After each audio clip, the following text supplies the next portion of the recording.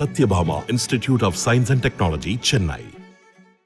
தேர்தல் பத்திரம் விவகாரத்தில் பாஜகவின் வங்கிக் கணக்கை தேர்தல் ஆணையம் உடனடியாக முடக்க வேண்டும் என பால்வளத்துறை அமைச்சர் மனோ தங்கராஜ் கூறியுள்ளார். என்னை பொறுத்தவரையில் பாஜகவினுடைய வங்கிக் கணக்கை உடனடியாக தேர்தல் கமிஷன் முடக்க வேண்டும். ஏனென்றால் அரசமைப்பு சட்டத்துக்கு எதிராக பாஜக தொடர்ந்து செயல்பட்டு வருவதை உச்சநீதிமன்றமே கூறியிருக்கின்றது. அது மட்டுமல்ல, சாதாரண ஒருத்தன் ஒரு லோன் வாங்கி, ஒரு ஏழை பிள்ளை ஒரு வங்கி கடன் வாங்கி படிக்க போயிருந்தால் கூட அந்த கடனை கட்டுவதற்கு திரும்ப செலுத்துவதற்கு காலதாமதம் ஏற்பட்டால் அவங்க வீடையே ஜப்தி பண்ணி ஏலம் விடுகின்ற எஸ்பிஐ இந்த தேர்தல் பத்திரம் கொடுத்த பணக்காரர்களுடைய பட்டியலை வெளியிடுவதற்கு 4 மாதம் கேட்கிறது என்று சொன்னால், தேசியமயமாக்கப்பட்ட வங்கிகள் அன்றைக்கு தேசியமயமாக்கப்பட்டதன் நோக்கம் ஏழை எளிய மக்களுக்கு உதவுவதற்காக.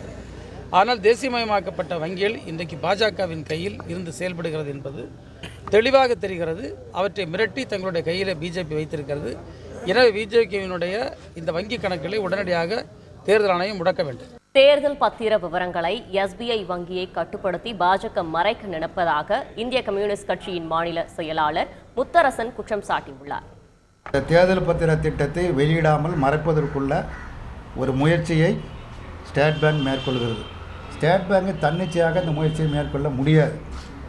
ஒன்றிய அரசாங்கத்தின் கட்டுப்பாட்டில் இருக்கிற ஸ்டேட் பேங்கை நிர்பந்தம் செய்து உச்சநீதிமன்ற தீர்ப்பை அமுல்படுத்தாமல் காலதாமதம் செய்வதன் மூலமாக தாங்கள் செய்த அந்த ஊழலை, அதாவது பெரும் நிறுவனங்களிடமிருந்து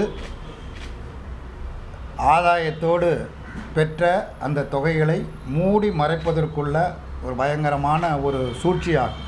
இன்னும் 1-2 கட்சிகள் பேச்சுவார்த்தை இன்று நாளை வெற்றிகரமாக அது நிறைவேறும்.